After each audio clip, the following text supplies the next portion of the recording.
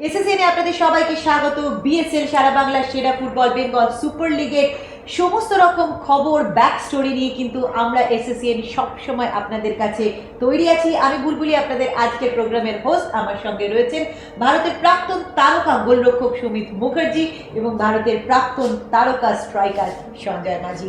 আমি আবারও সঞ্জয়ের কাছে আসবো আজকের এই ম্যাচটা নিয়ে, JHR royal city FC versus কোপা tigers Birbhum. JHR coach Syed Raman এবং কোপা টাইগার্স কোচ জর্জি, দুই বিদেশি কোচের লড়াই। কিন্তু আবারও যেটা আমরা আগের ম্যাচ নিয়ে ডিসকাস করেছি সঞ্জয়, সেটা হচ্ছে যে গোলকিপাররা কোথাও একটা ভীষণ ছেলে মানুষের পরিচয় দিয়েছে। মহান্ত মণ্ডল আবারও একটা কার্ড, এবং যে কার্ডের জন্য কিন্তু রবি হাসদা 2 নম্বর পেনাল্টিতে গোল তুলে নিল। তো কেন এই গোলকিপার বারবার গোল মাউথের কাছে গিয়ে লাস্ট ম্যান অফ ডিফেন্স বারবার স্ট্রাইকিং প্লেয়ারকে কেন বারবার আঘাত করছে, এবং ওইখানে কার্ড, ওইখানে পেনাল্টি, দলকে তো তার মূল্য দিতে হচ্ছে। দেখো, তোমাকে একটা কথা বলি যে ফুটবলের ভাষায় যে গোলকিপার কিন্তু মানে আমাদের ফুটবলের ভাষায় গোলকিপার কিন্তু লাস্ট ডিফেন্স। এমন একটা সিচুয়েশনে বলটা যখন চলে আসে তখন গোলকিপারদের কিছু করা থাকে। হয়তো আমরা টিভির বাইরে থেকে আমরা অনেক কিছুই বলতে পারি, কিন্তু যেটা সঠিক এটা তুমি যে মাঠের মধ্যে তুমি থাকো, তুমি যে খেলো, তাহলে তুমি বুঝতে পারবে last of the defence goalkeeper ওই মুহূর্তে ওইখানে ওর কিছু করার ছিল না। রবি হাজরাকে যদি ওখানে বাধা না দিত তাহলে কিছু করার ছিল না, ওকে দিতেই হবে। ও সেখানে এমন কিছু করেনি, তাকে ইয়েলো কার্ড দেখেছে, ইয়েলো কার্ড দেখানোর সাথে সাথে পেনাল্টি পেয়েছে, এবং পেনাল্টিতে রবি হাজরা গোল করেছে। এবং করার পর রবি হাজরা অ্যাট প্রেজেন্ট এখন মানে সর্বোচ্চ গোলদাতার হাই স্কোরারের 3টি গোল করে এখন এগিয়ে আছে। কিন্তু ধারাবাহিকভাবে বীরভূম টিমটা আমার মনে হয় না কোচের সাথে প্লেয়ারদের কোনো কোঅর্ডিনেশনের অভাব হচ্ছে, বা প্লেয়াররা সেভাবে খেলতে পারছে না। কিন্তু কেন খেলতে পারে সেটা কোচ বিদেশি কোচ ভালো কোচ নিয়ে এসছে, ভালো টিম করেছে। সেখানে দেখে মানে মালদা মুর্শিদাবাদের ব্যাক টু ব্যাক তারা আজকে একটা ম্যাচ জিতেছে, আজকেও একটা ম্যাচ অলরেডি 2-0 করে তারা লিড করছে। টিমটার মধ্যে মালদা মুর্শিদাবাদের টিমটার মধ্যে না একটা কোঅর্ডিনেশন আছে, যেটা ফুটবলের ভাষায় বলে তুমি 10 গজের পাশে থেকে সামনে খুব সুন্দর একটা ওয়াল করছে, মাঝমাঠ থেকে বল থ্রু আউট লেফট সাইড, কোনো সময় সুইচ অফ করতে ডান দিকে, কোনো বাঁ দিকে করে মাঝখান থেকে বল থ্রু আউট বাড়াচ্ছে। খেলার মধ্যে একটা ছন্দ আছে, সেই ছন্দটা কিন্তু দেখতে পাচ্ছি না বীরভূমের মধ্যে। কিন্তু জানি না কেন পাচ্ছে না, বিদেশি কোচের লড়াই।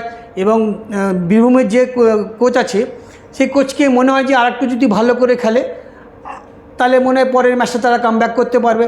আর মালদা মুর্শিদাবাদের অলরেডি তুমি দেখেছো, ওরা তো 2 গোলের লিড করছে। ও বাংলার ফুটবলের সাথে, বাংলার প্লেয়ারদের সাথে বহুদিন ধরে আছে, বাংলার ফুটবলে কোচিং করেছে এবং প্লেয়ারদেরকে চেনে।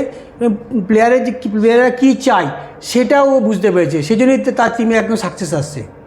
জেএইচআর রয়্যাল সিটি এফসি খুব প্রত্যাশিতভাবে কিন্তু 2 গোলে লিড করেছে আজকের, এবং আমরা দেখেছি প্রথম গোল সাজান সাহানি খুব দুর্দান্ত একটা গোল করেছে, ভালো প্লেয়ার। প্রথম গোলটার ক্ষেত্রে কি মনে হচ্ছে? একদমই তুমি যেটা বলছো, এই যে এই মালদা মুর্শিদাবাদের টিম যে করে যে একটা টিম হয়েছে, এই টিমটার মধ্যে একটা জিনিস ভালো করে বোঝা যাচ্ছে, কম্প্যাক্টনেস। 11 জনে খেলা, এটা কিন্তু ইন্ডিভিজুয়াল খেলা নয়। 11 জন মানে হচ্ছে 11 জনের মধ্যে থেকে স্ট্রাইকিং জোন তোমাকে খুব কম্প্যাক্ট খেলতে হবে, যেগুলো সুযোগ পাবে সেগুলোর মধ্যে ম্যাক্সিমামটা তোমাকে ইউটিলাইজ করতে হবে, ডিফেন্সটাকে কম্প্যাক্ট করতে হবে, ডিফেন্স কম্প্যাক্ট করে গোলটা যাতে না হয় এবং ওখান থেকে অ্যাটাকটা শুরু করতে হবে। এটা মধ্য কথা। ওখান থেকে হাফে আসবে, হাফ থেকে ঠিক করবে যে আমি স্টেট মানে ডাইরেক্ট ফুটবল খেলবো না পজিশন ফুটবল খেলবো। এই জায়গাটায় এই টিমটার অনেক ভালো ভালো প্লেয়ার আছে। দেখো, স্ট্রাইকিং জোনে রবি আছে, রবিকে আর নতুন করে কিছু বলার নেই।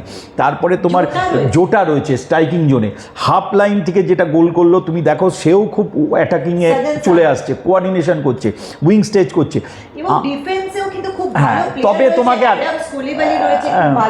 মানে মোটামুটি একটা ভালো টিম। তার সাথে এই টিমটা মানে তোমার বীরভূমের কোপা টিমটা, কোপা টাইটালস টিমটা, এই টিমটা আমার মনে হচ্ছে প্র্যাকটিসের বোধহয় খুব কম টাইম প্র্যাকটিস হয়েছে, বা কোচ বিদেশি কোচ, তো বিদেশি কোচ যে ফরমেশনে চাইছে, আমার মনে হয় ফরমেশন তখনই অ্যাডাপ্ট করা উচিত যে ফরমেশনের কোয়ালিটি প্লেয়ার আমার কাছে থাকবে।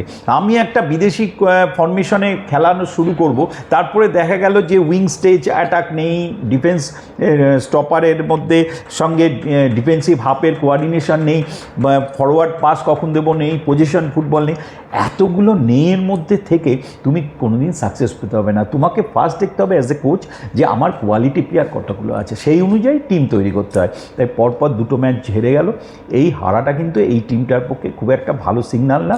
আবার এখনও অনেক ম্যাচ বাকি, আরও ভালো করে খেলতে হবে। তবে আমি খুব হোপফুল যে এই নর্থ 24 পরগনা, এই হাওড়ার হুগলি আর এই টিম JHR, এই তিনটের মধ্যেই আলটিমেটলি আরেকজনকে কিন্তু মাথায় আনা হচ্ছে না, সেটা হচ্ছে মেহতাব হোসেন, অসীম বিশ্বাস, সুন্দরবনের টিম।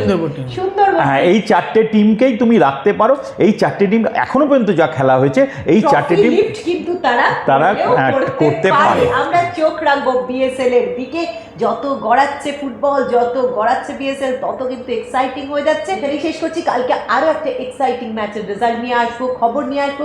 সঙ্গে থাকুন BSL এর, সঙ্গে থাকুন SSCN এর।